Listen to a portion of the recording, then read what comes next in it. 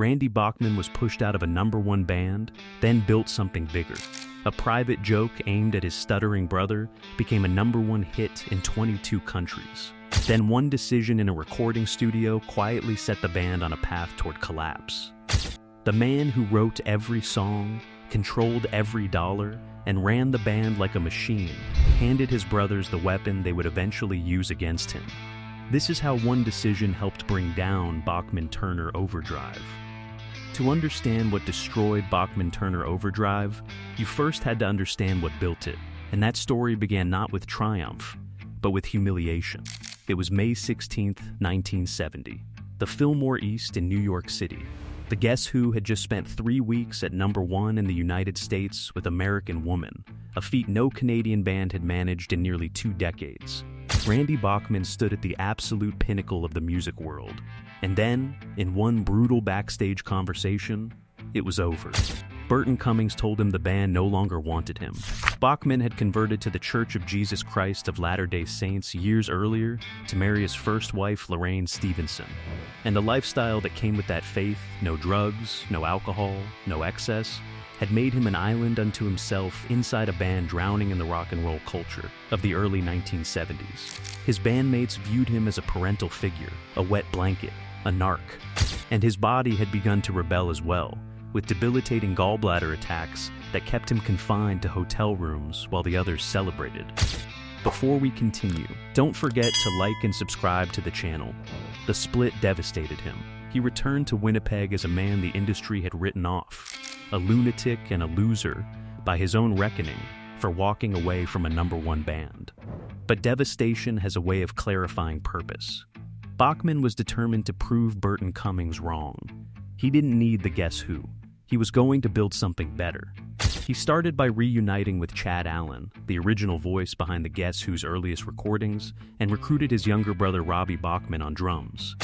The group called themselves Brave Belt and aimed for a country rock sound inspired by Buffalo Springfield and Poco. 2 albums followed, neither connected. The turning point arrived at a university gig in Thunder Bay, Ontario. The band's gentle country rock material was landing with all the impact of a damp towel. The promoter threatened to pull the plug. In desperation, the band switched to heavy rock covers, Proud Mary, All Right Now, and watched the audience erupt. People jumped to their feet. Something in that moment crystallized for Randy Bachman. Heaviness was the answer. It always had been. And Chad Allen couldn't carry it. On the recommendation of Neil Young, Bachman recruited Fred Turner, a bass player from Saskatchewan with a voice described as sounding like a Harley-Davidson engine. Raw, gravelly, and built for volume. The machine that would become BTO was taking shape. The band discovered their name at a truck stop in Windsor, Ontario. Bachman had picked up a copy of a trucking industry magazine called Overdrive, and the name planted itself in his mind. Bachman-Turner Overdrive. It sounded like something heavy, moving fast, something that couldn't be stopped. Combined with the gear logo that would become their visual identity, the name did exactly what it was supposed to do. It told the audience everything before a single note was played. They signed with a record label through executive Charlie Falk, who had the vision to see what others in the industry kept missing. While the glam rock era was in full swing, androgynous performers in sequins and platform shoes dominating the cultural conversation, Falk recognized that a massive audience had been left behind. The working class American male, the factory worker, the truck driver, the gearhead who didn't see himself anywhere on the radio. BTO became the antidote to glam. The band members were openly overweight, bearded, and denim-clad. They made no apologies for looking like the men in the crowd. Fred Turner wrote a track called Blue Collar that spoke directly to the dignity and struggle of the working man. It only reached number 68 on the Billboard Hot 100, but in the border towns of Detroit and Buffalo, industrial cities filled with exactly the demographic the band was speaking to, it became something close to an anthem. The foundation had been poured. What came next was the moment the engine finally turned over. The release of Bachman-Turner Overdrive 2 in late 1973 transformed the band from a regional favorite into a national force. 2 tracks drove that transformation, and they arrived together like a 1-2 punch that the industry simply had not seen coming. Let It Ride was the first signal, a muscular, FM-ready track that proved the band could craft hooks without sacrificing weight. But it was the second track that became a permanent fixture of American culture. Taking Care of Business had actually traveled with Randy Bachman since his days in the Guess Who, originally titled White Collar Worker. Its transformation into a working-class anthem was almost accidental. When the band arrived at the studio to record it, they needed piano, and Norman Durkee, a professional musician working nearby, happened to step in and play the part in a single take. The track reached number 12 on the Billboard charts, but its cultural reach extended far beyond any chart position. For decades afterward, it appeared at sporting events, labor rallies, and every corner of the American soundtrack where blue-collar pride intersected with rock and roll. The album broke them wide open.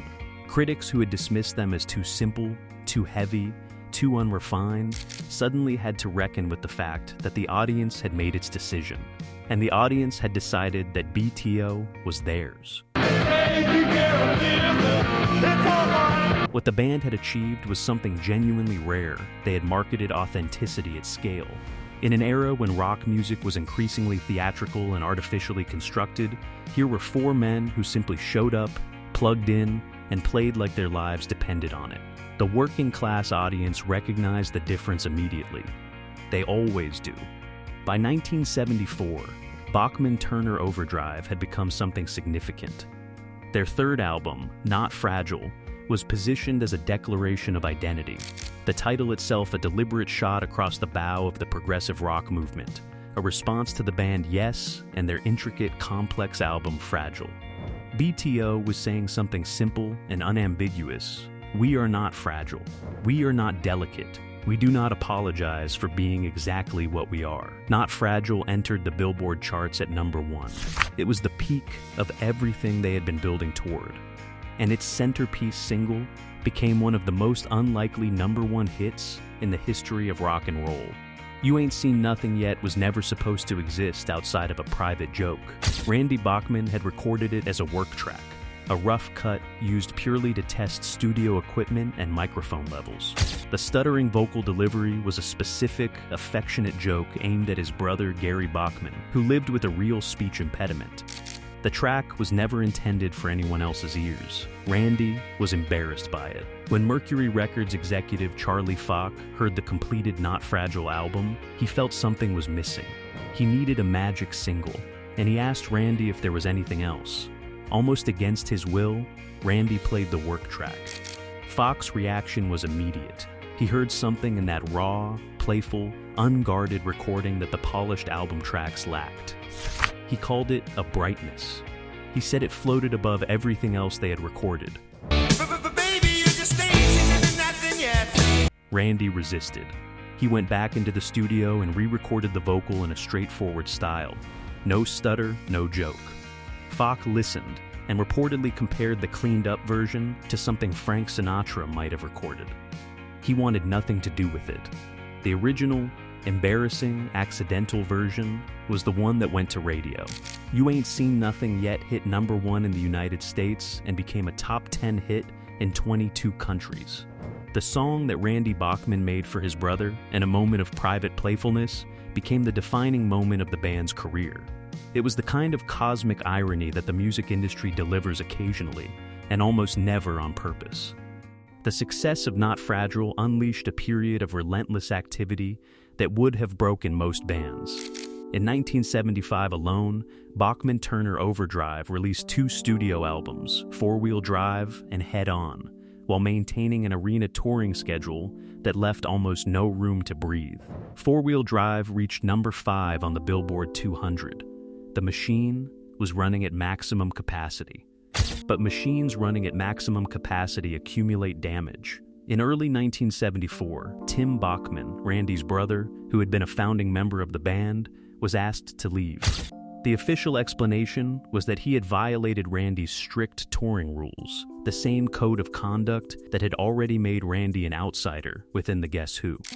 Tim was replaced by guitarist Blair Thornton, whose heavier playing style helped sharpen the band's arena sound. The lineup change reinforced something important about the internal structure of BTO.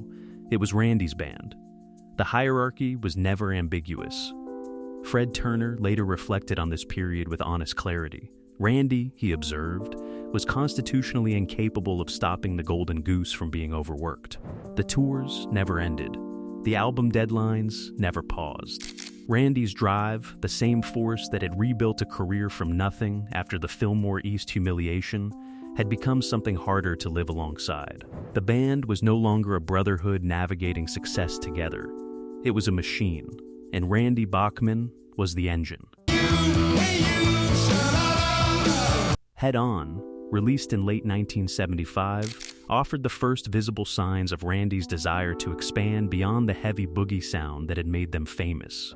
The album featured rock pioneer Little Richard on piano for Take It Like a Man, a genuinely electrifying addition.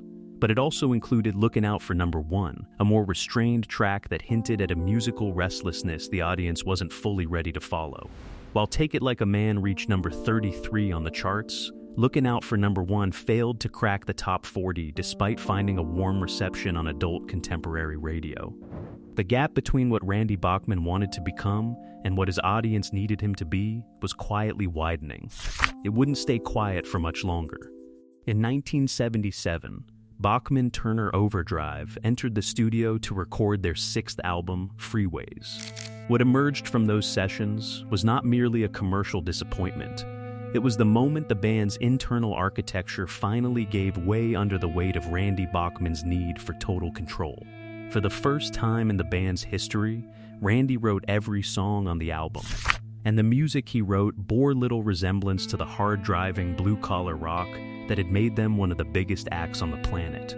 The arrangements leaned smoother and more polished, with a softer, more studio-built sound that felt as though it had been designed for a different band entirely, perhaps a Randy Bachman solo project. Fred Turner, the voice of Bachman-Turner Overdrive, the man whose Harley-Davidson growl had anchored every defining moment of their career, was sidelined. He sang lead on only 2 tracks.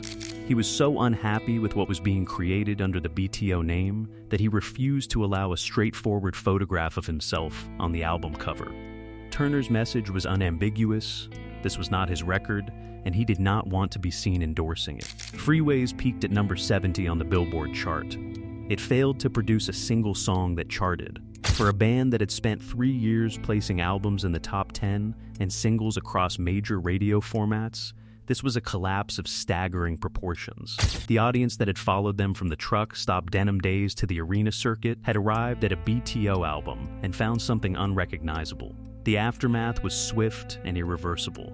Robbie Bachman, Fred Turner, and Blair Thornton told Randy they were burnt out and needed a break.